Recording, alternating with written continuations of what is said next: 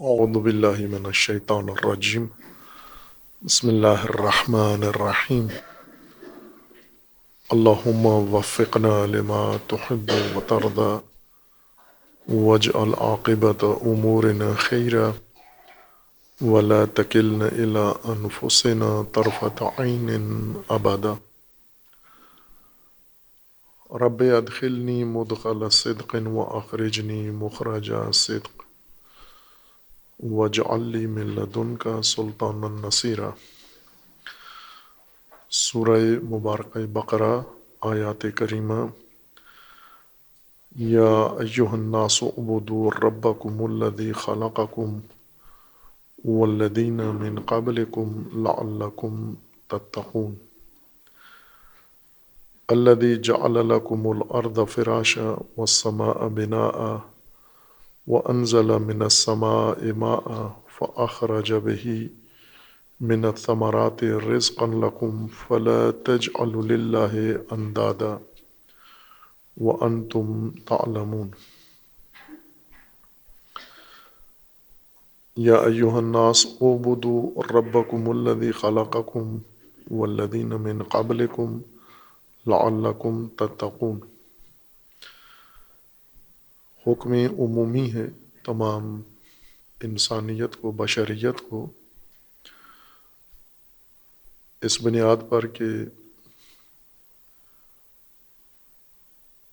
اللہ کی ہدایت تمام انسانیت کی ضرورت ہے، ہرچند اسے قبول مومنین نے و متقین نے کیا ہے، لیکن ہدایت کی ضرورت تمام انسانیت کو ہے۔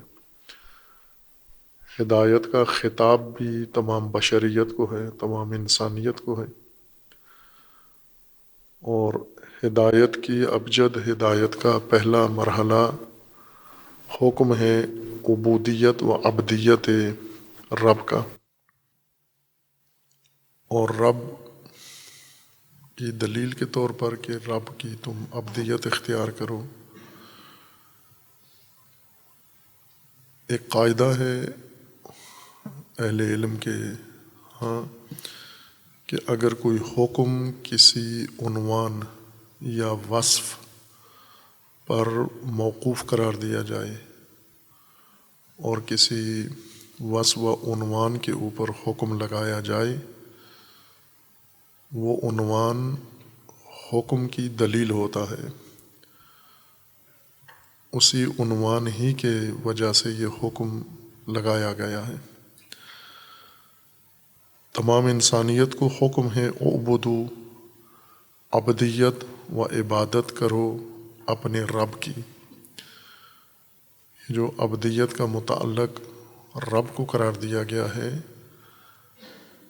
تو دلیل عبدیت کی ربوبیت ہے۔ ربوبیت پرورش کو کہتے ہیں۔ تدریجاً شے کو، کسی بھی متکامل مستقمل شے کو جو ناقص حالت میں ایجاد ہوئی ہے خلقت اس کی، اسے تدریجاً درجہ بدرجہ مختلف مراحل سے گزار کے کمال تک پہنچانا، اسے ہم فارسی میں اور اردو میں پرورش کہتے ہیں، اور عربی میں اس کو تربیب اور ربوبیت کہتے ہیں۔ اور اسی ربوبیت میں ہی انسان کو عبدیت اختیار کرنی ہے۔ وجہ عبدیت کی ربوبیت ہے، چونکہ انسان دیگر مخلوقات کی مانند اللہ کی مخلوق ہے، اللہ نے اس کو خلق کیا ہے، اور خلق کے بعد اس کی پرورش اللہ نے کی ہے اور کرنی ہے، اور پرورش کے لیے اللہ تعالیٰ نے نظام ترتیب دیا ہے، قوانین بنائے ہیں، اصول مقرر کیے ہیں، ضوابط رکھے ہیں، احکامات اس کے لیے مقرر کیے ہیں، حدود اس کے لیے اللہ تعالیٰ نے مقرر فرمائی ہیں، اور انسان صاحب ارادہ و اختیار ہے، اس وجہ سے یہ تمام پرورش و تربیت کا جو نظام اللہ نے بنایا ہے، اصول ضوابط، انہیں انسان نے اپنانا ہے، اور انہی اصولوں کو اپنانا، اطاعت کرنا عبدیت ہے و عبادت ہے۔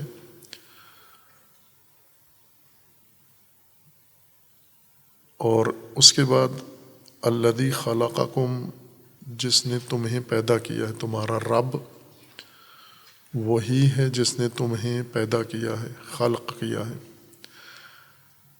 خلقت کا اجمالی معنی یہاں کیا ہے، بعد میں تفصیل سے انشاءاللہ اسے بیان کریں گے، جہاں پر آیات خلق و خلقت، یہاں اگر اس آیت کا ہم مرکزی معنی و مفہوم تشخیص دینا چاہیں تو وہ خلقت نہیں ہے، بلکہ عبدیت و عبودیت ہے، جو کہ حکم عبدیت و عبودیت کا ہے۔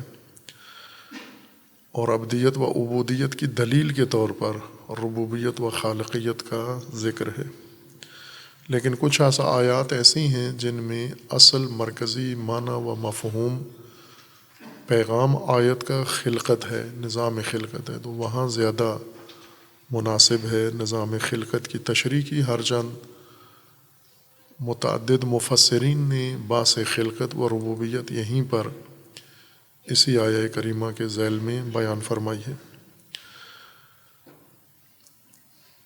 والذین من قبلکم، اور خالقیت کو وسعت دی ہے وہ رب جو تمہارا خالق ہے اور تم سے پہلے والوں کا بھی خالق ہے۔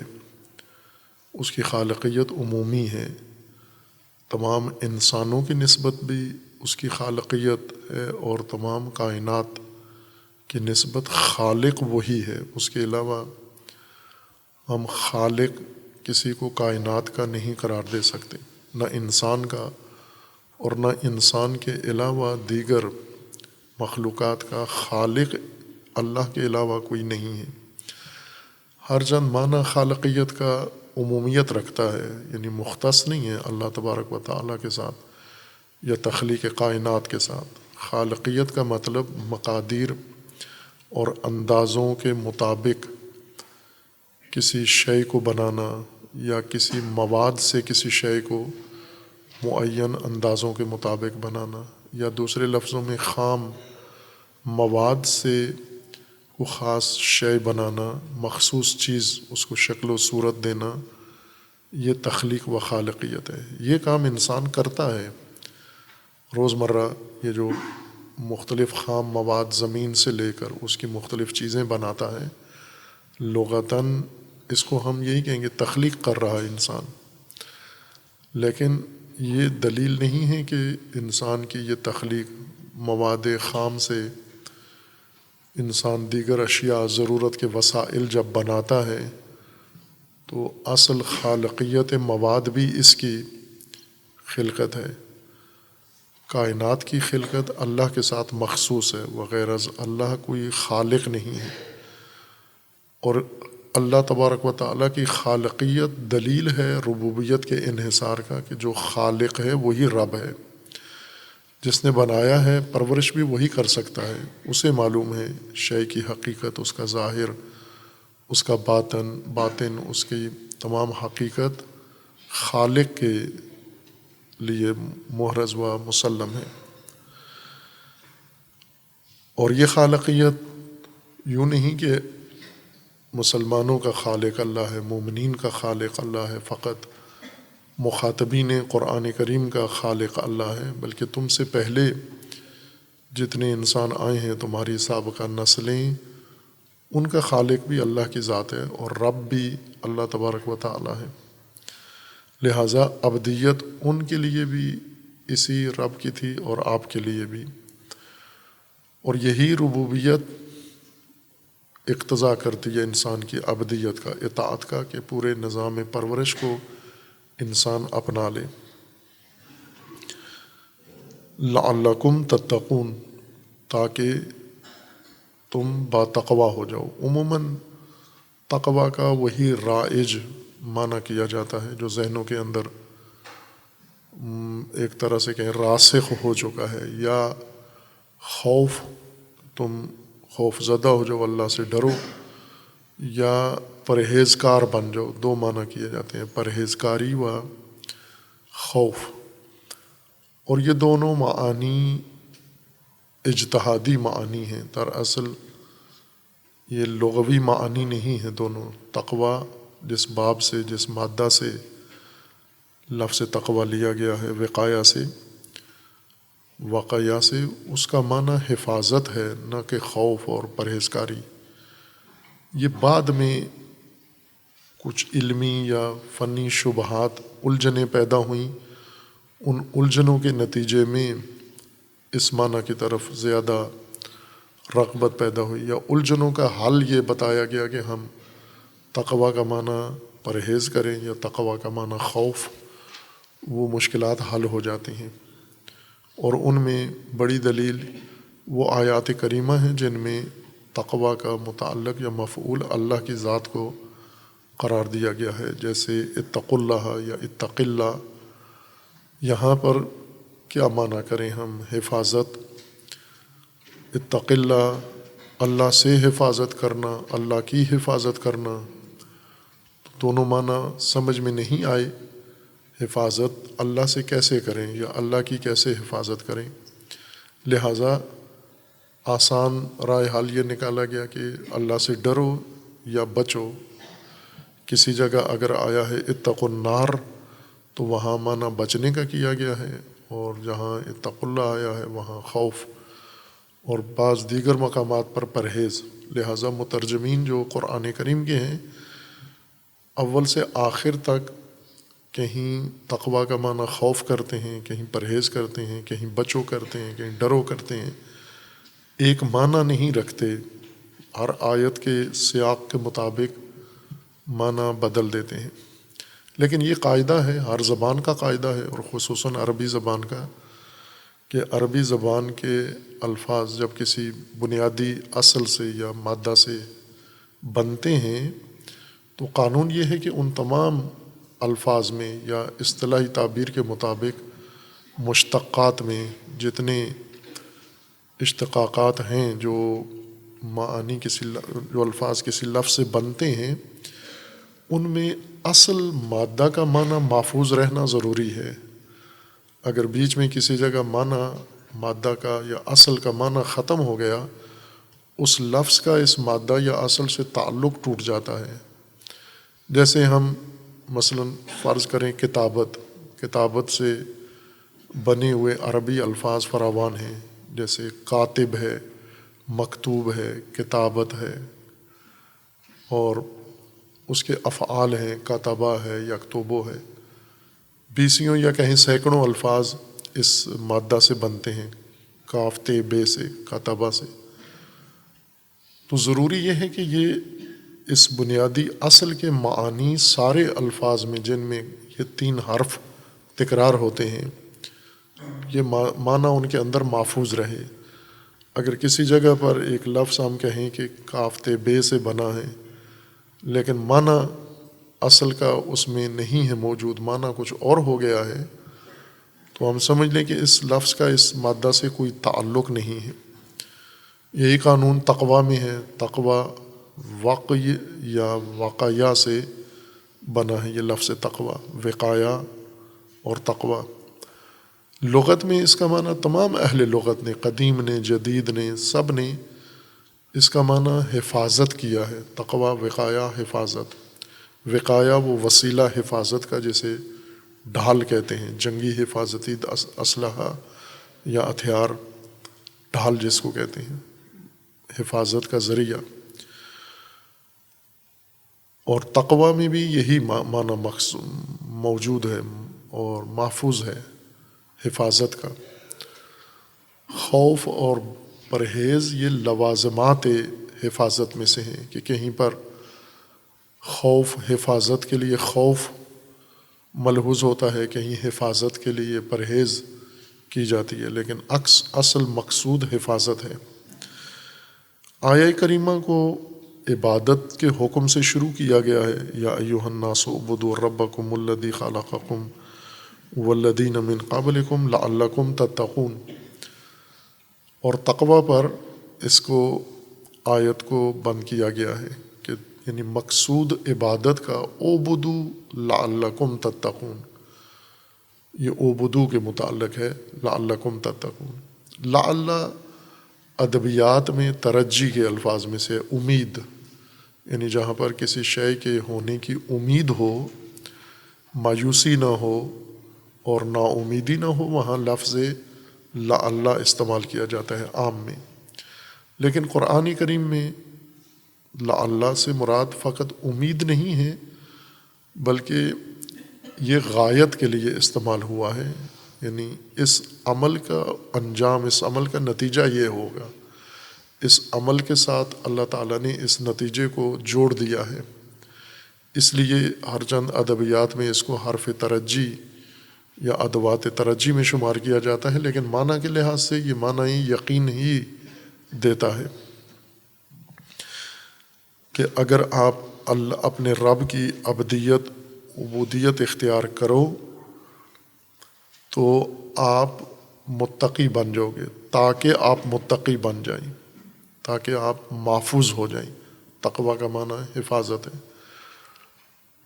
جس طرح سے حکم عمومی ہے، یا ایھا الناس تمام بشریت کو حکم ہے، اور صیغہ جمع کے ساتھ ہے، اعبدوا ربکم۔ اب یہ سب دلیل اس بات پر ہے کہ اصل مقصود انسانی سماج ہے، انسانی معاشرہ ہے، انسانی سوسائٹی کو حکم ہو رہا ہے، اور انسانی سماج نے عبدیت اختیار کرنی ہے، اطاعت اختیار کرنی ہے، ربوبیت کے نظام اور اللہ کے پرورشی نظام کو اپنانا ہے۔ عبادت رب یعنی پرورش دینے والے کے پرورشی نظام کو آپ مان لو، اختیار کر لو، جیسا عبدیت کا معنی کیا ہے۔ عبادت پوجا کو نہیں کہتے، یہ بارہا تکرار کیا ہے، یہ ترجموں میں ایسے ہو گیا ہے، قرآن کریم کے ترجموں میں یہ دروازہ کھل گیا ہے کہ جو مفاہیم قرآنی نہیں ہیں وہ قرآنی الفاظ کے ساتھ جوڑ دیے گئے ہیں۔ عبادت کا مطلب پوجا، یہ پوجا قرآنی تصور نہیں ہے، یہ پوجا قرآن سے پہلے کر رہے تھے لوگ، قرآن نے آ کر پوجا پہ نہیں لگایا، پوجا پہلے سے ہو رہی تھی، لیکن اللہ کے علاوہ ہر چیز کی پوجا ہو رہی تھی، اور اللہ کے علاوہ باقی چیزوں کی اطاعت بھی ہو رہی تھی، بندگی بھی ہو رہی تھی، پوجا بھی ہو رہی تھی۔ یوں نہیں ہے کہ انسان کو اللہ قرآن نے پوجا کا طریقہ سکھایا ہے، پہلے سے بتوں کی، مورتیوں کی، سورج کی، چاند کی، ستاروں کی، انسانوں کی، بادشاہوں کی، ملوک کی پوجا لوگ کر رہے تھے، اور ان کی عبدیت بھی کر رہے تھے، یعنی ان کی اطاعت بھی کر رہے تھے، ان کے فرامین بھی مان رہے تھے، اور انہی کے نظام پہ کاربند تھے۔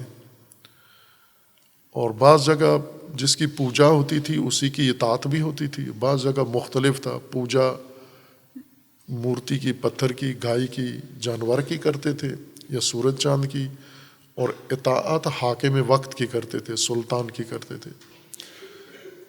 یعنی پوجا کے لیے دن میں کچھ وقت مخصوص کر لیتے تھے، صبح ہو یا شام کو جا کر معبد میں، عبادت گاہ میں جا کر کسی مورتی کی پوجا کر لیتے تھے، لیکن معمولات زندگی میں دن بھر اور عمر بھر سلاطین کی اطاعت کرتے تھے۔ یہاں عبدیت سلاطین کی کر رہے تھے، اطاعت سلاطین کی کرتے تھے، پوجا بتوں کی کرتے تھے۔ اور قرآن کریم نے جب انہیں رب کی طرف، اللہ کی طرف متوجہ کیا ہے، تو یوں نہیں کہ آپ اطاعت سلاطین کی کرو، طاغوتوں کی کرو، حکمرانوں کی کرو، بادشاہوں کی کرو، اور پھر آپ پوجا فقط وقت نکال کے پہلے جو معبد میں جاتے تھے مورتیوں کی جگہ اللہ کو مد نظر رکھ لو، وہی کام جو آپ پوجا کے عنوان سے کرتے تھے وہ کرتے رہو، صرف سامنے سے مورتیاں اٹھا کے سامنے اللہ رکھ لو، آپ باقی کام وہی جاری رکھو، اطاعت سلاطین کی کرتے رہو۔ یہ نہیں تھا قرآن کا پیغام۔ قرآن کا یہ فرمانا کہ اعبدوا ربکم، اطاعت رب کی کرو آپ، اور اس اطاعت کا اظہار بھی آپ نے کرنا ہے، عبدیت اطاعت آمادگی کے ساتھ، اور عبادت اس اطاعت کا اظہار ہے جو قرآن کریم میں عبادتیں ہیں یا دین مبین نے عبادتیں مقرر کی ہیں، جیسے صلاۃ ہے و صوم ہے۔ یہ دو مقاصد کے لیے ہیں، ایک ان سے انسان کے اندر اطاعت کی آمادگی آتی ہے، اطاعت کی ریہرسل ہے، یہ آمادگی پیدا ہوتی ہے، اور دوسرا اظہار ہوتا ہے کہ ہم نے اطاعت کس کی کرنی ہے۔ صلاۃ و صوم اظہار عبودیت ہے، انسان اپنے رب کی اطاعت کا اظہار کرتا ہے، برملا اعلان کرتا ہے ایک طرح سے اپنے عمل سے۔ خوب یہ کیوں کرتا ہے؟ نتیجہ کیا ہوگا؟ نتیجہ اس کا یہ ہوگا کہ اگر انسان اللہ کی اطاعت، عبدیت و عبودیت اختیار کرے، اس کے نتیجے میں محفوظ ہو جائے گا، لعلکم تتقون۔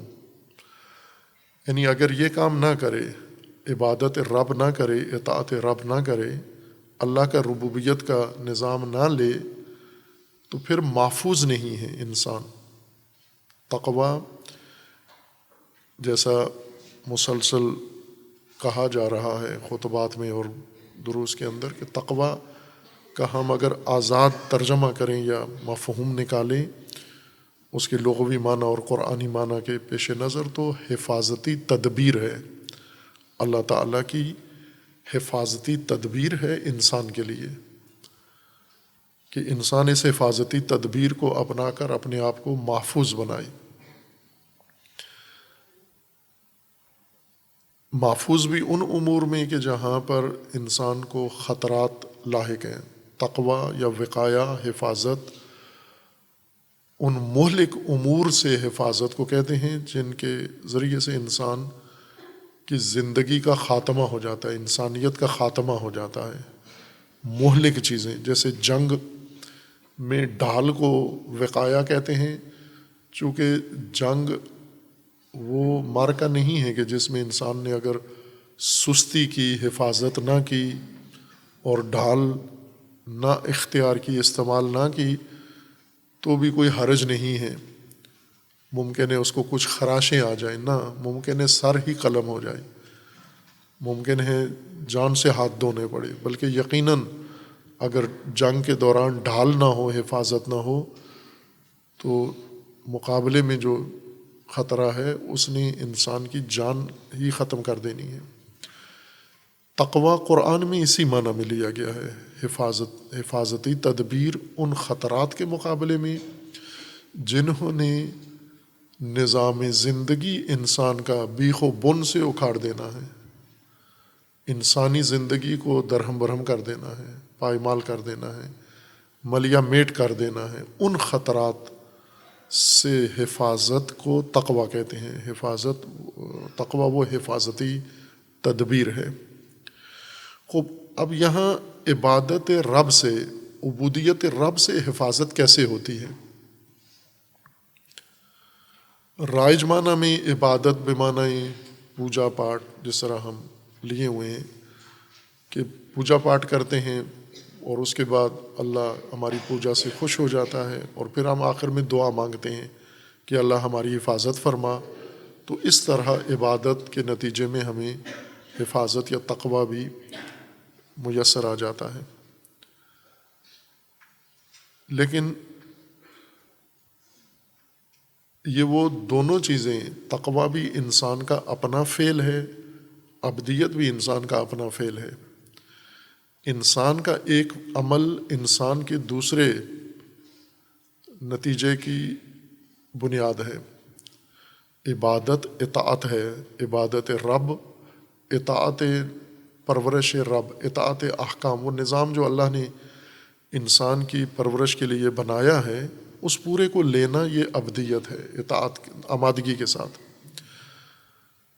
بات دل ناخواستہ، جیسے بعض چیزیں ہوتی ہیں ٹھونسی ہوئی ہوتی ہیں، مسلط کی جاتی ہیں۔ گھروں کے اندر بچے کچھ کام رغبت سے کرتے ہیں، آمادگی کے ساتھ کرتے ہیں، کچھ کام ان پہ ٹھونسا جاتا ہے بچوں پہ۔ مثلا جیسے ابھی روزہ ہے، کچھ لوگ رغبت کے ساتھ، آمادگی کے ساتھ، چاہت کے ساتھ، شوق کے ساتھ روزہ رکھتے ہیں۔ کچھ اس لیے روزہ رکھتے ہیں کہ اگر روزہ نہ رکھیں تو بدنام ہو جائیں گے، روزہ نہ رکھیں سزا ملے گی، روزہ نہ رکھیں ہمیں ممکن ہے کوئی نقصان ہو جائے ہمارا، ہمیں سزا ملے۔ یہ عبادت نہیں ہے یہ روزہ، جو انسان خوف کی وجہ سے رکھے، سماجی خوف کی وجہ سے کہ لوگ کہیں گے یہ روزہ کھاتا ہے۔ عبادت اطاعت ہے، اور اطاعت کا مطلب ہی طوع عربی زبان میں رضا اور رغبت کے ساتھ فعل کو انجام دینے کو کہتے ہیں۔ طاعتن کے مقابلے میں ہے کرہن، کرہن یا کرہن، ناخواستہ طور پر، با دل ناخواستہ، ناگواری کے ساتھ۔ خوب ہم زیادہ تر کام تو کرہن کرتے ہیں، یعنی چاہتے نہیں ہیں لیکن مجبور ہیں یہ کام کرنے پر۔ جب اس سماج میں رہنا ہے، اس گھر میں رہنا ہے، اس معاشرے میں رہنا ہے، اس مرکز میں رہنا ہے، تو یہاں یہ اصول، قوانین، نظم و ضبط یہ کرہن ہمیں کرنا پڑتا ہے۔ یہ عبودیت نہیں ہے، چونکہ آمادگی شامل نہیں ہے اس کے اندر۔ کام سارے وہی کر رہے ہیں لیکن ان کے نتیجہ نہیں نکلے گا، چونکہ تو نہیں ہے، طاعت نہیں ہے، مطاوعہ نہیں ہے اس کے اندر۔ رغبت و شوق سے جو انسان کام کرتا ہے۔ یہاں ایک مثال طبیبوں کی میں دیتا ہوں کہ عموماً مریض لوگوں کو، شوگر کے مریضوں کو، جن کا وزن زیادہ ہے، جنہیں تکلیف ہے جوڑوں کی، اس طرح کے مریضوں کو طبیب عموماً یہ تجویز دیتے ہیں یا یہ حکم انہیں دیتے ہیں کہ آپ چلا کریں، پیادہ روی کریں آپ۔ بعض لوگ کہتے ہیں کہ پیادہ روی تو ہماری ہو جاتی ہے، مثلا ہمارا کام ہی اس طرح کا ہے کہ کبھی ادھر جانا ہوتا ہے، کبھی ادھر جانا ہوتا ہے، کبھی فلاں جگہ جانا ہوتا ہے۔ تو ان کے بقول یہ آپ کی ملازمانہ پیادہ روی ہے، یہ تندرستی کی پیادہ روی نہیں ہے۔ آپ جس کو اپنی زبان میں واک کہتے ہیں، اپنی مادری زبان میں، وہ پیادہ روی، پیدل چلنا، جو انسان اپنی کسی اور کام کے لیے ایک جگہ جاتا ہے، دوسری جگہ جاتا ہے، دن میں ممکن ہے کئی کلومیٹر چلتا ہو یہ انسان۔ یہ تندرستی اور سلامتی اس طبیب کے بقول، اس سے تندرستی و سلامتی نہیں آتی، اس سے تھکن صرف انسان کو آتی ہے۔ تندرستی و سلامتی طبیب کے بقول، یہ اب ظاہر قرآن کا حکم نہیں ہے، نہ کسی روایت میں ہے، نہ کسی مولانا نے ذکر کیا ہے، یہ ماہر سلامتی، ماہر صحت ڈاکٹر نے، طبیب نے کہا ہے کہ سلامتی کے لیے جو پیادہ روی ہے وہ ہے جو صرف اسی نیت سے کی جائے کہ میں اپنی صحت و تندرستی کے لیے اس کیفیت کے ساتھ اور اس ترتیب کے ساتھ اتنی پیادہ روی کروں گا، اس سے شوگر کنٹرول ہوتی ہے۔ ورنہ یہ دوسری جو تگ و دو ہے کام کے لیے، محنت مزدوری کے لیے، اس سے نہیں، وہ تھکن آتی ہے، اس سے بدن صرف تھکتا ہے، یہ تندرستی سلامتی نہیں آتی۔ فرق کیا ہے؟ وہ بھی چلنا ہے، یہ بھی چلنا ہے، چلنے سے انسان سالم ہوتا ہے، لیکن اس کے بقول کہ اس چلنے میں انسان کی نیت کا اور انسان کے ارادے کا دخل ہے۔ انسان جس ارادے سے جو کام کرتا ہے، اصل نتیجہ اس کا نکلتا ہے، کس نیت اور کس ارادے کے ساتھ یہ کام کر رہے ہو آپ۔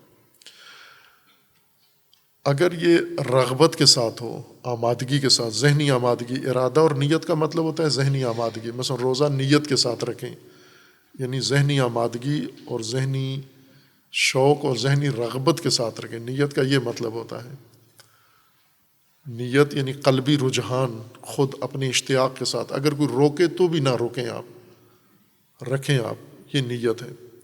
نہ یہ کہ آپ کو کوئی اگر جواز دے دے کہ آپ کا رنگ پیلا پڑ رہا ہے، روزہ نہ رکھیں، تو فوراً روزے کی نیت چھوڑ دیں۔ طبیب کہہ دے آپ کی صحت ٹھیک نہیں ہے، خطرہ ہے، دن میں ممکن ہے آپ کا بلڈ پریشر لو ہو جائے، شوگر لو ہو جائے، ہائی ہو جائے، آپ روزہ نہ رکھیں، اور ڈاکٹر کے اس مشورے کو فوراً دستاویز بنا لینا ترک عبادت کے لیے، یہ نیت نہیں ہے، نیت یہ ہے کہ اگر کوئی آپ کو روکے بھی، چونکہ آمادگی کے ساتھ ایک کام کرتے ہیں آپ، پہلے آپ نے ارادہ کیا ہے، ذہن بنایا ہے اپنا، میں نے یہ کام کرنا ہے، کوئی آ گیا بیچ میں آپ کو کہتا ہے یہ کام نہ کریں، آپ نیت کر چکے ہیں، آمادہ ہو چکے ہیں کہ میں نے تو کرنا ہے.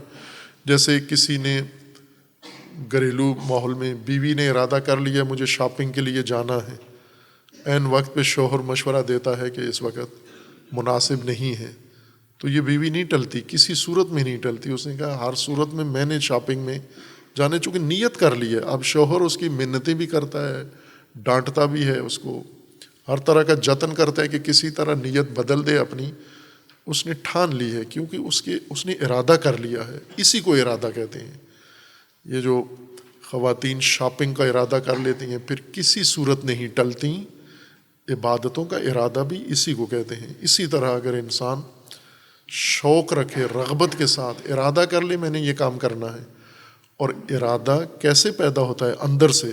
جیسے اس عورت میں شاپنگ کا ارادہ اندر سے پیدا ہوا، اس کے اندر رغبت آئی.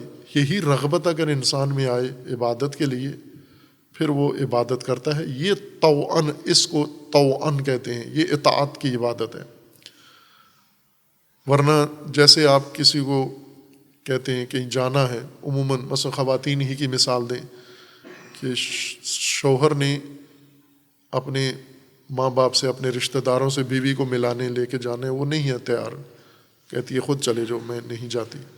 یہ اس کو ڈانٹتا ہے، دمکاتا ہے، لڑائی جھگڑا کرتا ہے اور تشدد دکھاتا ہے. پھر وہ ناخواستہ طور پر تیار ہو کے چلی جاتی ہے، منہ بنائے ہوئے اور ماتھے پہ بل ڈھالے ہوئے، ناک چڑھائے ہوئے جا کے مل آتی ہے. لیکن یہ اطاعت نہیں ہے، یہ وہ ملاقات نہیں ہے، یہ صلہ رحمی نہیں ہے، چونکہ اس کے اندر رغبت نہیں ہے، ارادہ نہیں ہے. بلا ارادہ یہ کام کر رہی ہے، تشدد کی وجہ سے کر رہی ہے یہ کام. خوب اس طرح اگر روزے رکھے جائیں، اس طرح نمازیں پڑھی جائیں، بدنامی سے بچنے کے لیے، نقصان سے بچنے کے لیے، فلاں سے بچنے کے لیے، تو یہ تو اطاعت نہیں ہے. اطاعت طوعاً، جس کے اندر تو شامل ہو، مطاوعہ ہو جس کے اندر، یعنی رضائے قلبی جس کے اندر شامل ہو، چاہت قلبی، رغبت قلبی جس کے اندر شامل ہو، اس کو کہتے ہیں تو. اطاعت یہ ہے آپ نے اپنے رب کی عبادت کرنی ہے، یعنی اطاعت کرنی ہے، اور وہ بھی رغبتاً کرنی ہے، اپنی ضرورت سمجھ کر کرنی ہے کہ اللہ تعالیٰ تبارک و تعالیٰ نے آپ کے لیے یہ، آپ کی پرورش کے لیے یہ نظام بنایا ہے. اس سے آپ کو ایک فائدہ، ایک نتیجہ جو نکلے گا وہ ہے حفاظت، تقوی، اللہ کی بندگی، اللہ کی اطاعت، اللہ کی عبادت، اللہ کی عبودیت سے، رب کی عبودیت سے. اس ربوبیت پر فرق ہے. اللہ کی اطاعت میں قرآن میں زیادہ تکرار ہوا ہے اللہ کی اطاعت، عبد اللہ، جس طرح انبیاء کرام علیہم السلام نے اپنی اقوام کو، مخاطبین کو جس طرح سے خطاب کیا ہے، یا قومی اعبدوا اللہ، آپ اللہ کی بندگی کرو. وہاں رب نہیں ہے، اللہ کی عبادت ہے. اللہ کی عبادت اور رب کی عبادت میں فرق ہے. اللہ کی عبادت اللہ الہ سے ہے. الہ ہم وہی ترجمہ کرتے ہیں معبود. معبود ترجمہ ہو سکتا ہے الہ کا، یعنی مطاع، جس کی اطاعت کی جا رہی ہو. لیکن الہ کا معنی ہے حاکم، واجب الاطاعت حاکم، وہ فرمان روا جس کے فرامین، جس کے احکامات کی انسان نے اطاعت کرنی ہے، لازم ہے انسان پر. اعبد اللہ، الہ حاکم کی اطاعت کرو. اللہ کی الوہیت ربوبیت سے وسیع تر ہے. ربوبیت الوہیت کے اندر ایک نظام ہے. جیسے ہم اپنے ملکی نظام کو مثال کے طور پر لیں، ایک حکومت ہے ہماری، فرضی حکومت ہے تو نہیں ہے پاکستان میں، فرض کر لیں، چونکہ یہ تو اقتدار پرست، شہرت پرست اور چور ڈاکو لٹیرے جمے ہوئے ہیں، ان کو تو حاکم مجازن بھی نہیں کہہ سکتے. آپ فرض کر لیں کہ حکومت ہے پاکستان میں، حاکم ہے، اور پاکستان کے اندر تعلیم کا بھی ایک نظام ہے، محکمہ تعلیم بھی ہے۔ حاکمیت اور محکمہ تعلیم یہ دونوں ڈپارٹمنٹیں، ادارے ہیں۔ حاکمیت نے تمام امور، تعلیم اور غیر تعلیم، یعنی حاکمیت نے تجارت بھی سنبھالنی ہے، حاکمیت نے معیشت بھی سنبھالنی ہے، حاکمیت نے دفاع بھی کرنا ہے، حاکمیت نے پیداوار بھی بڑھانی ہے، حاکمیت نے ہر چیز انجام دینی ہے۔ حاکمیت کا دائرہ بہت وسیع ہے، لیکن تعلیم، شعبہ تعلیم یا محکمہ تعلیم کا کام موجودہ نسل کو یا ہر نسل کو اس کو تعلیم دینا ہے، تربیت کرنی ہے، پرورش کرنی ہے ان کی۔ یہ جو تعلیم کے احکامات ہیں، حکومت کے احکامات، جب آپ کو کہا جائے کہ حکومت کے احکامات پر آپ عمل کریں، اور جب یہ کہا جائے کہ محکمہ تعلیم کے اصولوں پر عمل کریں آپ۔ محکمہ تعلیم کے اصول ہیں کہ وقت پہ داخلہ لیں، وقت پہ کلاس میں آئیں، وقت پہ نصاب پڑھائیں، استاد کلاسوں میں حاضر ہو، کتابیں موجود ہوں، اوقات معین ہوں، مقرر ہوں، وقت پہ امتحان ہو، ان امتحانوں کی درست جانچ ہو۔ یہ تعلیم کے اصول ہیں، ان کی اطاعت یہ تعلیم کی اطاعت ہے، اور حاکمیت کی اطاعت وہ وسیع ہے تعلیم سے۔ اعبدوا ربکم و اعبدوا اللہ، اللہ کی بندگی اور اللہ اور رب کی بندگی، دونوں کا مطلب یہ ہے کہ الہ کی بندگی الوہیت میں، نظام حاکمیت میں، اور رب کی بندگی ربوبیت میں، جو آپ کی پرورش کے لیے اس نے نظام آپ کے لیے بنا کے آپ کے اختیار میں قرار دیا ہے، اس کو رضا و رغبت کے ساتھ آپ اختیار کرو۔ نتیجہ اس کا تقویٰ ہے، حفاظت ہے، محفوظ ہو جائیں گے۔ حفاظت، وقایہ، تقویٰ، مہلک خطرات سے حفاظت کو تقویٰ کہتے ہیں۔ بہت مہلک خطرات، معمولی خطرات ہوں، چونکہ خود حفاظت بھی عربی لفظ ہے اور قرآن کریم میں استعمال ہوا ہے حفاظت کا لفظ۔ سیانت حفاظت کے معنی میں استعمال ہوا ہے، عصمت حفاظت کے معنی میں استعمال ہوا ہے، اور کئی الفاظ ہیں جن کا معنی حفاظت ہی بنتا ہے، لیکن ان کا معنی تقویٰ نہیں بنتا۔ جیسے قرآن کریم کے بارے میں اللہ تعالیٰ کا فرمانا ہے کہ نحن نزلنا الذکر وإنا لہ لحافظون، ہم اس کے محافظ ہیں، ہم خود اس کی حفاظت کریں گے۔ یہ حفاظت جو قرآن کی اللہ نے کرنی ہے، یہ تقویٰ نہیں ہے، یہ وقایہ والی حفاظت نہیں ہے، چونکہ قرآن کو اس طرح کے مہلک خطرات نہیں ہیں درپیش۔ قرآن کو جو خطرات، خدشات احتمالاً درپیش ہیں، ان سے بچاؤ کو حفاظت کہتے ہیں، لیکن انسان کے جو مہلک خطرات ہیں، انسان جو ذی حیات ہے، صاحب ارادہ ہے، صاحب شعور ہے، اور اس کا ایک مقصد ہے خلقت کا، اور اس نے اپنی پیدائش سے لے کر اختتام تک ایک پرورش کے نظام سے گزرنا ہے اور کمال حاصل کرنا ہے، مقصد انسانیت کا حاصل کرنا ہے، اس کو علیحدہ خطرات درپیش ہیں۔ جو قرآن کی حفاظت کا تقاضا جو امور کرتے ہیں وہ اور ہیں، وہ انسان والے خطرات نہیں ہیں، انسان کو علیحدہ قسم کے خطرات ہیں، چونکہ قرآن نے خود اپنے طور پر کہیں نہیں جانا۔ مثلا اللہ نے قرآن کی حفاظت کرنی ہے اس وجہ سے کہ قرآن کہیں خود دائیں بائیں نہ ہو جائے، اللہ کا کلام کہیں دائیں بائیں نہ ہو جائے، ایسا کوئی احتمال، گنجائش نہیں ہے۔ لیکن دوسرے آ کے قرآن میں تحریف کریں، دوسرے آ کے قرآن کے معنی بدلیں، قرآن کی عبارتیں بدلیں، یہ ہو سکتا ہے۔ خود قرآن نے دائیں بائیں نہیں ہونا۔ وقایہ، حفاظت، اس حفاظت کو کہتے ہیں تقویٰ، کہ جس میں خود یہ شے جس کی حفاظت کی ضرورت ہے یہ خطرات کی طرف رخ کر لیتی ہے۔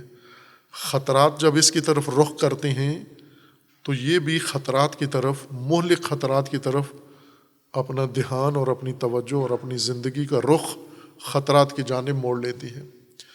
اس قسم کے یعنی خطرات کی طرف جاتے ہوئے شخص کو جو اپنے ارادے سے، مرضی سے خطرات میں کودنے جا رہا ہے، اس کی حفاظت کو وقایہ کہتے ہیں، ان مہلک خطرات سے بچنے کو۔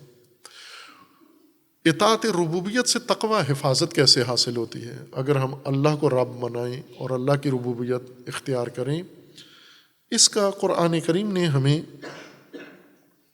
حکم بھی دیا ہے اور وضاحت بھی کی ہے کہ شدید خطرہ انسان کو یہ ہے، اور بنیادی خطرہ یہی ہے کہ جب انسان ربوبیت میں پھسل جاتا ہے، اپنی پرورش اور اپنی رشد میں انسان کسی غیر اللہ کو رب بنا لیتا ہے، یعنی اپنی پرورش اور رشد کا نظام کہیں اور سے لینا شروع کر دیتا ہے، جیسا کہ یہ موجودہ انسان، موجودہ نسل جو زمین پر ہے مسلمانوں سمیت، انہوں نے ترقی، جیسے ابھی ہم کہتے ہیں نا انسانی ترقی، ملکی ترقی اور اخلاقیات کی ترقی، اقدار کی ترقی کے لیے کہاں سے لیتے ہیں یہ نظام؟ مغرب سے، چونکہ ترقی یافتہ ترین نظام آج کی انسانی نسل کے نظر میں مغرب کا نظام ہے، تو سب نے مغرب سے لے بھی لیا ہے یہ نظام، اور لے کے اپنے اپنے طور پر اس کو عمل بھی کر رہے ہیں، اس کی اطاعت بھی کر رہے ہیں، اس کی عبادت و عبدیت بھی کر رہے ہیں۔ مغربی طرز تربیت، مغربی نظام پرورش، مغربی نظریہ ترقی، ارتقاء کا نظریہ جو مغرب نے دیا ہے کہ سماج کس طرح ترقی کرتے ہیں، افراد کس طرح ترقی کرتے ہیں، اور کس طرح ان کی معیشت بہتر ہوتی ہے، کس طرح ان کی معاشرت بہتر ہوتی ہے، کس طرح ان میں تعلیم بہتر ہوتی ہے، وہ یہ مغرب نے ایک نظام بنایا ہے اور مسلمانوں نے اس کو پسند کیا ہے، سب نے پسند کیا اس کو اور یہ نظام لے لیا۔ اسی کے اندر خطرہ ہے، یہی وہ مہلک خطرہ ہے۔ قرآن اسی کے اس سے حفاظت کے لیے پابند کر رہا ہے کہ پرورش اور تربیت اللہ سے لینی ہے۔ اللہ نے جو نظام بنایا ہے، پرورش کے لیے کسی کی طرف رجوع نہیں کرنا تم نے، اسی میں خطرہ ہے تمہارا۔ اور اگر یہ مطلب کھلے ہم پر، تو خود ہمیں اپنا اندازہ ہوگا کہ ہم بھی تو یہی کر رہے ہیں کام، ہم بھی عبادت ارباب کی کر رہے ہیں، نہ رب کی، اور ارباب بھی جو اللہ کے علاوہ ہیں۔ اب ہم دیکھیں قرآن کریم نے کن ارباب کی نشاندہی کی ہے کہ یہ خطرہ ہے تمہارے لیے، ان کی بندگی نہیں کرنی، ان کو رب نہیں بنانا، ان کو آپ نے۔ سورہ مبارکہ آل عمران میں آیا 64،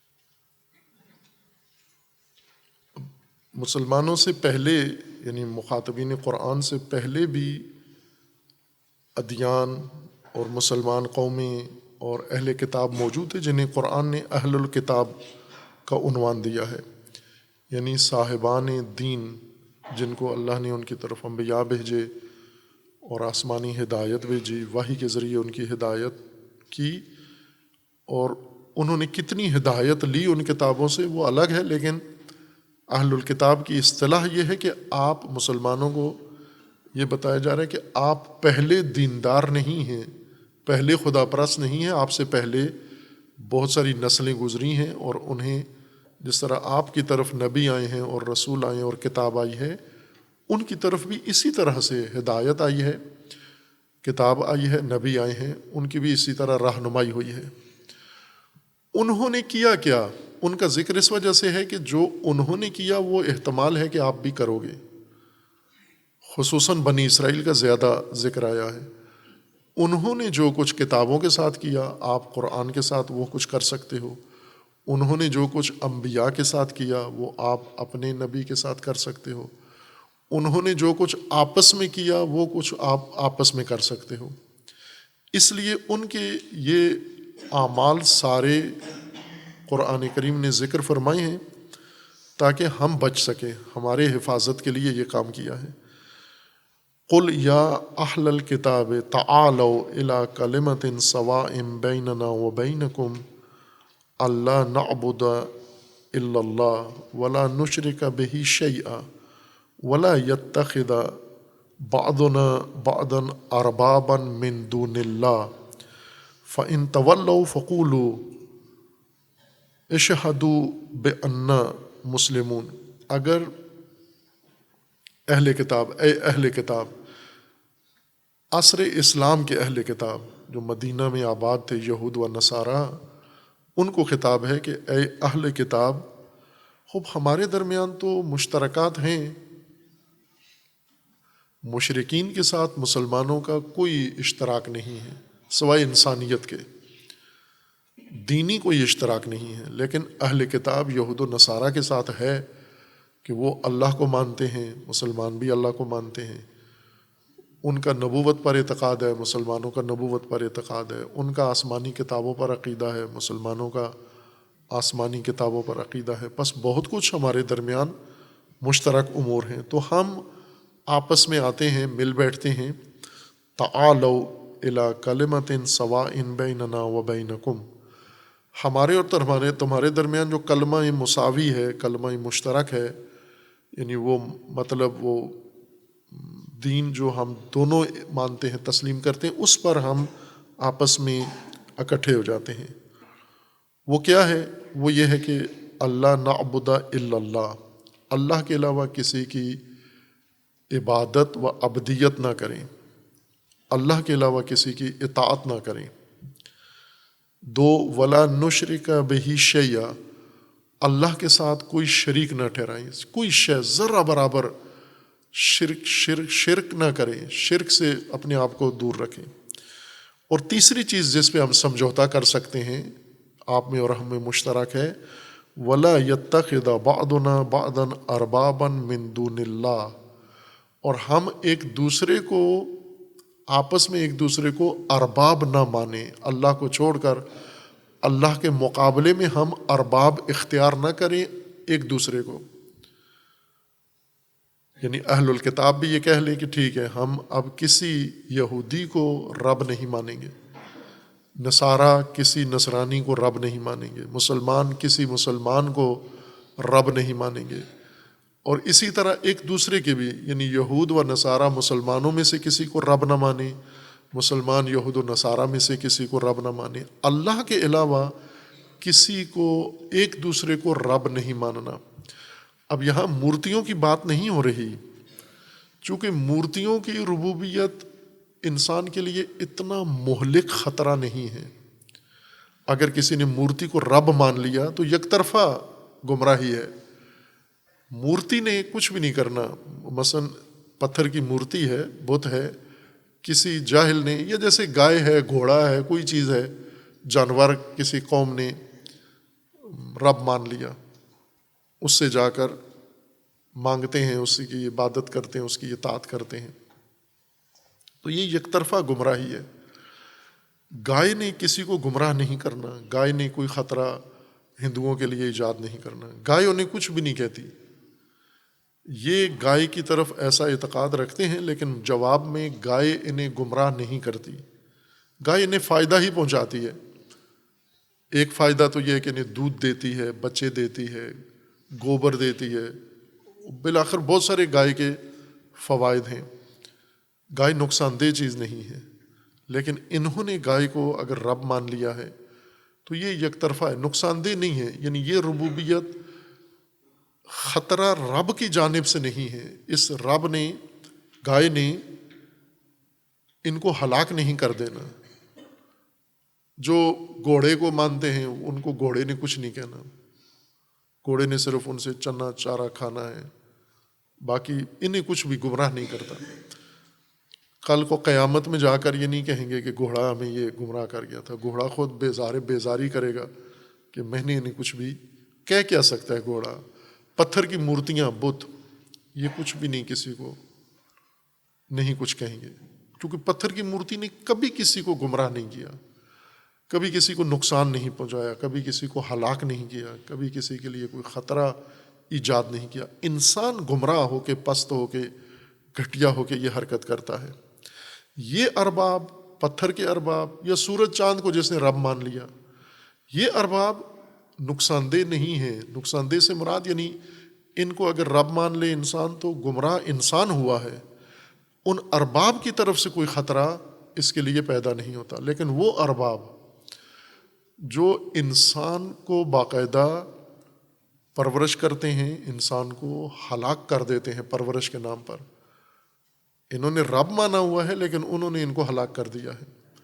یہ وہ ہیں جو خود انسان ہی ہیں لیکن دوسرے انسانوں کے رب ہیں، یا دوسرے انسانوں نے ان انسانوں کو رب مان لیا ہے. یہ اصل ربوبیت، گمراہ کن خطرناک ربوبیت من دون اللہ یہ ہے. اور انسان اگر اس کا اسیر ہو جائے جیسا کہ ہو گیا ہے، ہم اپنی موجودہ نسل کو دیکھیں، اپنے قوم کو دیکھیں، اس ربوبیت کے، اس شرک کے مرتکب ہیں کہ پرورش، ترقی، رشد اور نمو کا جتنا نظام ہے انہوں نے مورتیوں سے، گھوڑے گائے سے نہیں لیا، انہوں نے ارباب سے لیا ہے. جس طرح اہل کتاب، مغرب اہل کتاب ہیں، اہل کتاب کے ساتھ مسلمانوں کا بنیادی سمجھوتا اسی بات پر ہے ایک دوسرے کو رب نہیں ماننا. لیکن مسلمانوں نے مغرب کو رب مان لیا ہے. یہ تو بنیادی معاہدے کی شرط تھی کہ ہم نے فقط اللہ کی بندگی کرنی ہے، ہم نے شرک نہیں کرنا. 3 نکاتی معاہدہ ہے یہ اہل کتاب کے ساتھ، کہ ہم نے ایک دوسرے کو رب نہیں ماننا، ایک دوسرے سے اپنی زندگی کی پرورش اور ترقی کے ساز و سامان ایک دوسرے سے نہیں لینا. ہم نے یوں نہیں کہ آپ رب بن جاؤ، ہم آپ کے مربوب تحت تربیت بن جائیں، یا آپ میں سے ہی کوئی آپ کا رب بن جائے، ہم میں سے کوئی ہمارا رب بن، مثلا مسلمانوں کا کوئی رب مسلمان حکمران بن جائے. ابھی جو ارباب ہیں جن کی اطاعت کی جاتی ہے عملاً، مثلا ہم دیکھیں یہ روحانی شخصیات جن کے پاس لوگ جاتے ہیں، بڑی عقیدت کے ساتھ جاتے ہیں اور ان کی ہر چیز کی اطاعت کرتے ہیں. وہ انہیں تبرکاً مٹی دیتے ہیں، یہ کھا لو شفا مل جائے گی، کھا لیتے ہیں. وہ انہیں کوئی اور چیز دے دیں، مضر چیز دے دیں، یہ ارتکاب کر لیتے ہیں اس کو. اسی کو بندگی کہتے ہیں، اسی کو اطاعت کہتے ہیں. یہ دل کی رغبت کے ساتھ، آمادگی کے ساتھ جا کر ایک انسان سے لے لینا اپنی پرورش، اپنی بقا، اپنی شفا، اپنی صحت، اپنی سلامتی، اپنی تعلیم، اپنی کامیابی کے نسخے کسی سے لینا اور اس پر عمل کرنا، یہی رب ماننا ہے.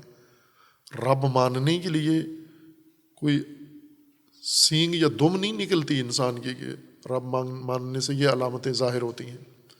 یہی رب ماننا ہے. سیاست میں کسی کو رب مان لیا، معیشت میں کسی کو رب مان لیا.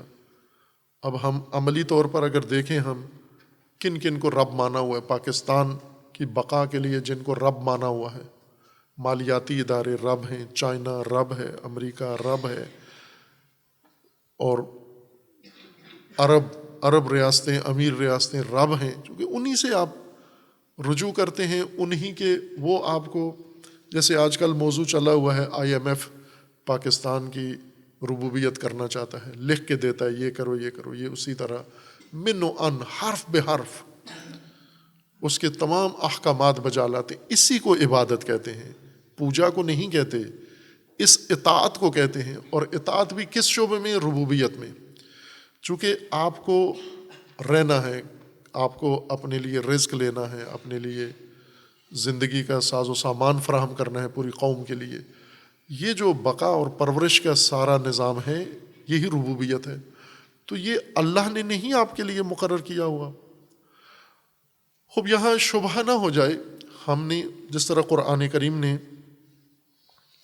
ایک اور آیہ کریمہ میں یہ شبہ ہمارا دور کیا ہے، اس کو کہ اس اشتباہ میں نہ کہیں مبتلا ہو جانا. ہم پہلے یہ دوسری 1-2 آیات اور پڑھ لیں اسی مضمون کی، پھر اس شبہ کی طرف آتے ہیں. سورہ مبارکہ توبہ میں آیہ 31 میں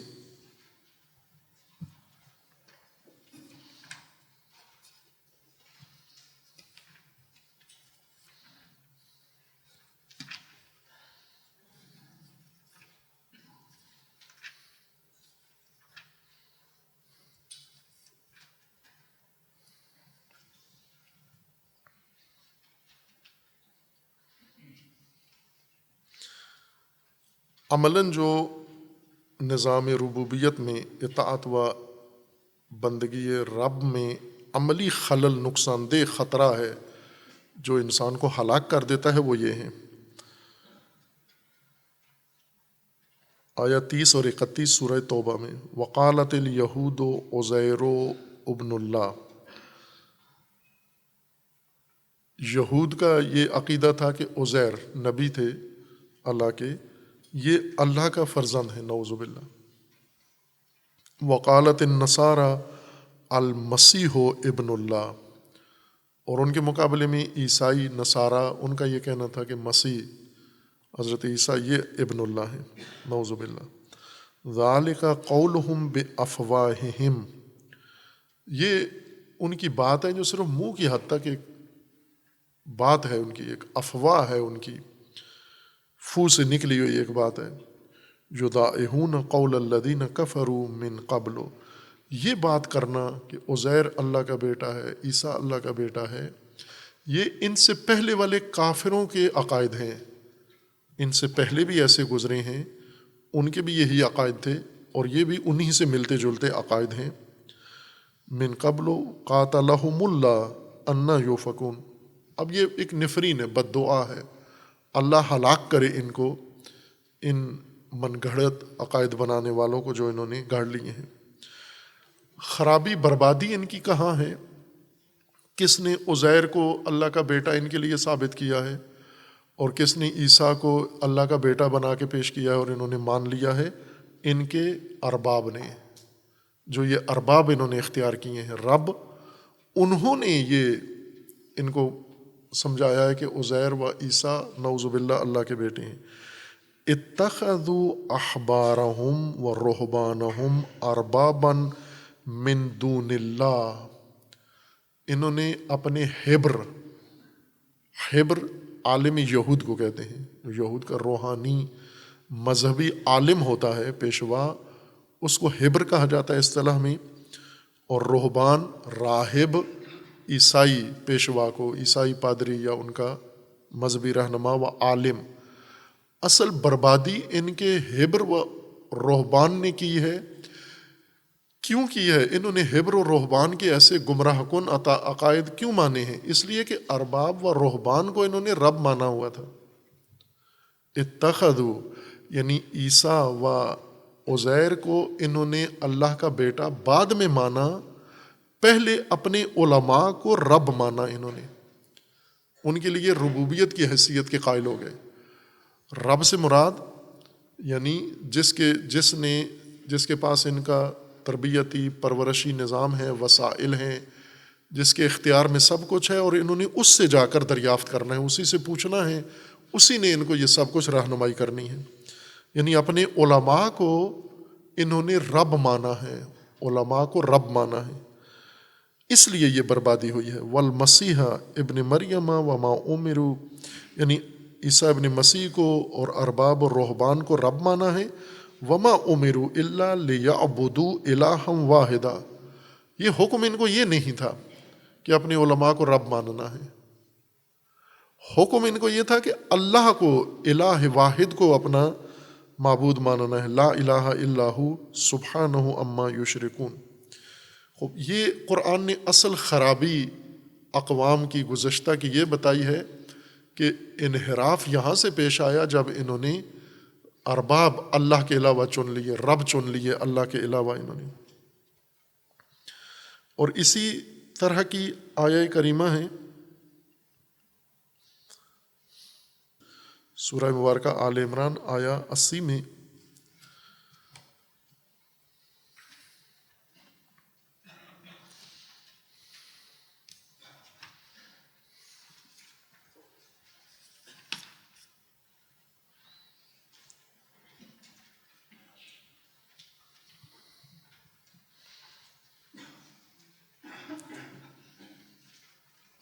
وہ شبہ اس کا جواب ہے، وہ یہ ہے کہ اگر علماء کو رب ماننا، یہ تاریخ میں ہوا ہے، یہود نے یہ کام کیا ہے، اور اسی وجہ سے اللہ سے دور ہوئے، اللہ کی ربوبیت سے نکل کے شیطانی ربوبیت میں چلے گئے، پر یعنی پرورش اور نظام زندگی کا مادی مانوی نظام سارا ارباب سے لیا انہوں نے. یہود نے یہ کام کیا، نصارہ نے کیا، اور اللہ کا فرمان ہے کہ یہود و نصارہ سے پہلے والے جو اہل کتاب سے پہلے کی قومیں تھیں ان کا کام ان کے مشابہ ہے، یعنی انہوں نے ان کو کاپی کیا ہے. اصل ان سے بھی پہلے یہ گمراہی موجود تھی کہ اللہ کو چھوڑ کر علماء کو یا اللہ کو چھوڑ کر شخصیات کو رب ماننا ہے. خوب یہاں یہ پھر شبہ آتا ہے کہ پھر اس کا مطلب یہ کہ ہم علماء کو نہ مانیں، کوئی بات ان کی نہ مانیں. اگر علماء سے کوئی چیز پوچھی یا علماء سے کوئی چیز لی تو یہ رب ماننا ہے ان کو. یہ شبہ خود قرآن نے دور کیا ہے کہ یہ علماء رب بن سکتے ہیں تمہارے، اور آپ بھی ان کو رب مان سکتے ہو، لیکن ایسے کرنا نہیں. علماء نے کیا کام کرنا ہے؟ علماء نے آپ کو آپ کا رب نہیں بننا، آپ کا معلم بننا ہے. آپ نے علماء سے تعلیم لینی ہے. کس کی؟ اللہ کے نظام ربوبیت کی. اللہ کی ربوبیت علماء سے پڑھنی ہے. علماء کا کام اللہ کا نظام ربوبیت آپ کو سمجھانا ہے، نہ کہ خود علماء جو کہیں اس کو ماننا ہے. وہ جو اللہ کا حکم آپ کو بتاتے ہیں وہ ماننا ہے آپ نے. تو اگر کوئی عالم اللہ کا حکم بتاتا ہے آپ کو اور آپ مان لیتے ہیں تو یہ عالم کو رب ماننا نہیں ہے، یہ اللہ کو رب ماننا ہے. اگر پرورشی نظام، تربیتی نظام عالم دین بتاتا ہے آپ کو اپنے رب کا، اللہ کا نظام بتاتا ہے، قرآن بتاتا ہے، تو یہ اللہ کی اطاعت ہے، یہ اللہ کی عبادت ہے، یہ اللہ کی بندگی ہے. یہ عالم کی بندگی نہیں ہے. عالم کی بندگی اس وقت ہوگی کہ جس نے اللہ کا حکم نہیں بتایا، اپنا فتویٰ دیا، اپنی رائے دی، اپنی مرضی دی اور آپ نے اس سے لے لی اور اس پر عمل کیا، تو آپ نے عالم کو، اپنے زمانے کے عالم کو رب مان لیا ہے. آپ توجہ فرمائیں آیا 79 اور 80. ما کان لبشر ان یؤتیہ اللہ الکتاب والحکم والنبوۃ. کسی بشر کو یہ حق نہیں ہے کہ اللہ اس انسان کو کتاب دے یا حکومت دے، حکم دے، والنبوت یا نبوت دے، یعنی کوئی اللہ کی طرف سے اس کو منصب عطا ہو، نبی ہو، امام ہو اور حاکم ہو یا کتاب لے کر آئے. یہ اللہ کی طرف سے یہ سب عہدے منصب لے کر آئے. ثم یقول للناس کونوا عبادا لی من دون اللہ. نبوت لے کر آ کے لوگوں کو اپنا بندہ بنائے، لوگوں کو کہے میرے بندے بنو، میری اطاعت کرو، میں جو کہتا ہوں وہ کرو. اللہ سے حکومت لے کر آئے اور لوگوں کو اپنا مطیع بنائے، اپنا فرمان بردار بنائے، اپنی ذات کا، اپنی رائے کا، اپنے فتوے کا، اپنی آراء اور اپنے نظریات کا، اپنے افکار کا مطیع بنائے. اگر یہ کام کرتا ہے یا اللہ کی طرف سے یہ کتاب لے کر آیا ہے، علم لے کر آیا ہے، کچھ چیز بھی اللہ کی جانب سے لے کر آیا ہے، اللہ کی طرف سے جو چیز اس کو ملی ہے اس کو لوگوں کو پھانسنے کے لیے، ورغلانے کے لیے اس کو پیش کرتا ہے کہ یہ دیکھیں میرے پاس علم اللہ کا ہے، میرے پاس منصب اللہ کا ہے، میرے پاس کتاب اللہ کی ہے. لیکن حکم یہ دیتا ہے لوگوں کو، ثم یقول للناس، لوگوں کو کہتا ہے کونوا عبادا لی من دون اللہ، میرے بندے بنو، اللہ کے نہیں بننا. یہ حق کسی کو نہیں بنتا، کسی عالم کو یہ حق نہیں پہنچتا. ولیکن کونوا ربانیین بما کنتم تعلمون الکتاب وبما کنتم تدرسون. پھر یہ علماء کیا کریں جب ان کو اللہ کی طرف سے نبوت، کتاب، امامت، حکومت کچھ چیز ملتی ہے تو یہ لوگوں کو کیا کہیں آ کر؟ یہ نہ کہیں کہ کونوا عبادا لی، بلکہ یہ کہیں کونوا ربانیین، ربانی بنو، رب کے اطاعت کرو، رب کے نظام کو سمجھو. اور اس کا کام رب کا نظام سمجھانا ہے، نہ اپنی آراء و اپنی تشخیص دینی ہے. بما کنتم تعلمون الکتاب، جو کتاب کی تعلیم دینی ہے، اللہ کی کتاب کی تعلیم معلم نے دینی ہے، علماء نے دینی ہے. وبما کنتم تدرسون، اور جو کچھ تم درس دیتے ہو اور درس لیتے ہو، یہ درس اور یہ تعلیم یہ علماء کا فریضہ ہے جو اللہ کی طرف سے کچھ لے کر آئیں. اگر وہ چھوڑ کے خود اپنا کوئی بنا لیتے ہیں حیثیت، اپنی شخصیت بنا لیتے ہیں، اپنا مقام بنا لیتے ہیں، اپنی آراء بنا لیتے ہیں، اپنے نظریے بنا لیتے ہیں، اپنے اعتقادات بنا لیتے ہیں۔ تعلیم اگر اللہ کے دین کی دیں، یہ ارباب نہیں ہیں، یہ علماء دین ہیں، یہ معلمین دین ہیں، یہ مدرسین دین ہیں قرآن کے مقول اس آیہ کے کریمہ کے مطابق۔ لیکن اگر انہوں نے اللہ کا دین لیا اپنی وجاہت کے لیے، یعنی اپنے آپ کو مقبول بنانے کے لیے، عوام قبول کر لیں کہ ہم علماء دین ہیں، دین اپنی حیثیت منوا کر پھر اپنے نظریات اگر انہوں نے پیش کیے، یہ ارباب ہیں تمہارے اس صورت میں۔ بنی اسرائیل اس وجہ سے گمراہ ہوئے کہ ان کے علماء نے، حبر و رہبان نے تعلیم و تدریس نہیں کی، یعنی اللہ کا دین ان کو نہیں سکھایا، بلکہ خود رب بن بیٹھے، اپنے احکامات صادر کرنا شروع کر دیے۔ یہی بتایا جا رہا ہے کہ کوئی بھی یہ کام کرے، یہ رب ماننا ہے اس کو۔ اور اگر کسی قوم کے لیے اس کے علماء رب بن جائیں، اس کے حکمران رب بن جائیں، اس کے ثروت مند لوگ رب بن جائیں، اس کے زمانے کے لوگ، اصل میں یہ قوم ہے گمراہ جو ربوبیت کا پتہ بھول گئی ہے۔ اس نے ربوبیت چھوڑ دی ہے، اللہ کے علاوہ رب اختیار کر لیے ہیں۔ وَلَا يَأْمُرَكُمْ أَن تَتَّخِذُوا الْمَلَائِكَةَ وَالنَّبِيِّينَ أَرْبَابًا، اور یہ علماء، ان کا کام یہ ہے کہ یہ امر نہ کریں اپنے عوام کو، اپنے لوگوں کو، کہ ملائکہ کو رب مانو اور نبیوں کو رب مانو۔ نبیوں کو بھی رب نہیں اس نے پیش کرنا۔ ایسے فضائل نہ نبیوں کے بیان کرے کہ رب نظر آئیں، اور عوام کو انبیاء رب نظر آئیں، ائمہ رب نظر آئیں، اہل البیت رب نظر آئیں، روحانی شخصیات رب نظر آئیں۔ اس طرح نہ کرو یہ کام۔ اور یہ ربوبیت آپ دیکھتے ہیں اس وقت تو ملأ عام ہے، سوشل میڈیا ایسی ربوبیت سے بھرا ہوا ہے، اس گمراہی تلقین سے۔ وہ قصہ آپ نے سنا ہوا ہے نا کہ پیر صاحب کسی جگہ گئے، وہاں بارش گٹا بن گئی بارش برسنے کے لیے، تو پیر صاحب نے دیکھا کہ اگر بارش برس گئی میری مجلس خراب ہو جائے گی، تو انہوں نے فوراً بارش والے فرشتے کو بلایا اور کہا کہ یہ بارش کیوں ادھر ہو رہی ہے، ادھر آپ کو پتہ نہیں میرا پروگرام ہے ادھر؟ تو اس نے کہا جی کہ ہمیں حکم ہے فرشتوں کو کہ یہاں بارش برسانی ہے۔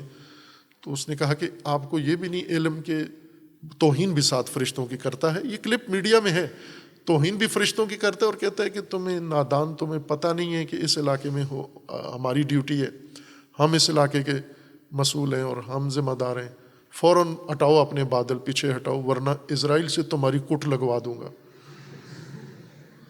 یہی وہ چیز ہے، قرآن یہی فرما رہا۔ یہ وہ گمراہی ہے جو یہ لوگ پھیلاتے ہیں۔ اللہ کی ربوبیت کی تشریح نہیں کرتے، نظام پرورش الہی نہیں بتاتے۔ کہاں ہے؟ تفسیریں اٹھا کے دیکھیں کہاں ہے۔ کیوں یہ مغرب سے ہمیں تعلیم بھی لینا پڑ رہی ہے، معیشت بھی لینا پڑ رہی ہے، اقتصاد بھی لینا پڑ رہی ہے، نظام بھی لینا پڑ رہا ہے، جمہوریت بھی لینا پڑ رہی ہے؟ کیوں پڑ رہی ہے؟ اس لیے کہ علماء بجائے اس کے کہ اللہ کی ربوبیت تشریح کرتے، یعنی اللہ کا نظام ربوبیت کھولتے اور بتاتے کہ یہ ہے اللہ کا نظام ربوبیت، اور آج مغرب تمہارا محتاج ہوتا۔ تم کیوں اس کے محتاج ہو؟ اس لیے کہ تم رب بنانے میں، رب سازی میں لگے ہوئے ہو۔ ربوبیت خدا تدریس ہی نہیں کی تم نے، تعلیم ہی نہیں دی تم نے۔ اس لیے اب بیٹھے ہوئے ہیں، کبھی ملائکہ کو رب، کبھی انبیاء کو رب، کبھی شخصیات کو رب، کبھی روحانی لوگوں کو رب بنا رہے ہیں۔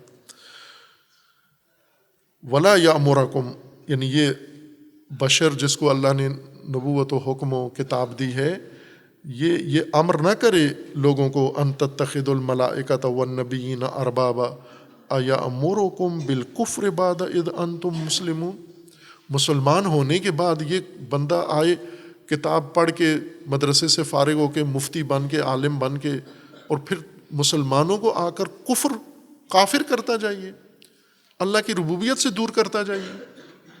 ما کان لبشر، ایسے کوئی حق بشر کو حاصل نہیں ہے کہ وہ اس طرح سے اللہ کی ربوبیت سے لوگوں کو نکال کے ارباب کی ربوبیت کی طرف لے آئے۔ بس قرآن یہ فرما رہا ہے کہ ایک بہت بڑا خطرہ انسانوں کو، مہلک خطرہ، تباہ کن خطرہ درپیش ہے، نسلوں کو، سماجوں کو درپیش ہے، اور وہ ہے ارباب من دون اللہ، اللہ کے علاوہ ربوبیت و اللہ کے علاوہ ارباب، وہ جو آج راسخ ہو چکی ہے ربوبیت من دون اللہ، آج کی مسلمان نسل میں پک چکی ہے. یہ پوجا اللہ کی کرتے ہیں، ربوبیت غیر اللہ کی مانتے ہیں. یہ وہ بڑا خطرہ تھا. اس لیے اعبدوا ربکم لعلکم تتقون، اگر اللہ کی ربوبیت اختیار کرو گے محفوظ ہو جاؤ گے، ان ارباب سے محفوظ ہو جاؤ گے، ان طاغوتوں سے محفوظ ہو جاؤ گے، ان رہبان و احبار و ہبر سے محفوظ ہو جاؤ گے. یہ جو رب ساز ہیں، رب میکر، جیسے کنگ میکر کہتے ہیں نا، کچھ لوگ بادشاہ گر ہوتے ہیں، حکمران بناتے ہیں، جیسے پاکستان میں اسٹیبلشمنٹ یہ کام کرتی ہے، حکمران بناتے ہیں. اکثر یہ جو مذہبی طبقات ہیں یہ رب بناتے ہیں، کسی بڑی شخصیت کو رب بنا کے عوام مریدوں کے سامنے رکھتے ہیں، اور پھر مرید پوجا بھی کرتے ہیں، سجدے بھی کرتے ہیں، اور ان سے احکامات بھی لیتے ہیں، دستورات بھی لیتے ہیں، فرامین بھی لیتے ہیں، قرآن کو چھوڑ کر من دون اللہ. یہ تباہی ہے، یہ ربوبیت من دون اللہ بڑی تباہی ہے. اس سے محفوظ رہنا تقویٰ ہے. یہ تقویٰ لعلکم تتقون، اللہ کی ربوبیت کو مانو، اختیار کرو، اطاعت کرو تاکہ محفوظ رہ جاؤ. یہ باقی ارباب سے جو تمہیں تباہ کر رہے ہیں محفوظ رہ جاؤ. اگر مثلا آج ہماری یہ جو صورتحال ہے موجودہ قومی، معلوم نہیں، پتہ بھی ہے پاکستانیوں کو یا نہیں، کس حالت میں ہے اس وقت، یہ کس جہنم کے کنارے پہ پہنچے ہوئے ہیں. بلکہ یہ چند دن پہلے وہ جملہ پیر صاحب نے یہاں ذکر کیا تھا، کسی معروف لکھاری کا، پاکستان کے معروف مستنصر حسین تارڑ کا یہ جملہ انہوں نے نقل کیا تھا کہ کہیں ایسا تو نہیں کہ قیامت ہو چکی ہے اور ہم جہنم میں ڈال دیے گئے ہیں، اور یہ جو زندگی گزار رہے ہیں یہ جہنم کی زندگی ہو، ہمیں خبر ہی نہ ہو، قیامت ہو گئی ہے اور جنت جہنم کا فیصلہ ہو گیا ہے اور ہمارے حصے میں جہنم آ گئی ہے، اور ہم یہ جہنمی زندگی اس وجہ سے گزار رہے ہیں. جو آٹے کے پیچھے دوڑ رہے ہیں لوگ زرعی ملک میں، وہ ملک جو گندم اتنی اگاتا ہے کہ دوسری دنیا کو دیتا تھا، اس میں آج آٹے کے پیچھے لوگ دوڑ رہے ہیں روزانہ. یہ منظر، تو یہ جہنم ہی کی زندگی ہے. یہ کیوں آئی ہے؟ یہ ارباب من دون اللہ اختیار کرنے سے آئی ہے. اللہ کے علاوہ ارباب مانو گے یہی حال ہوگا تمہارا. تقویٰ اس خطرے سے، مہلک خطرے سے بچاتا ہے. اور وہ تقویٰ جو عبادت ربوبیت سے، اطاعت رب سے جو تقویٰ آتا ہے، وہ تقویٰ انسان کو من دون اللہ ارباب کی ربوبیت سے بچاتا ہے، ان کی گمراہی سے بچاتا ہے. باقی بات نہیں. صلی اللہ علیہ محمد.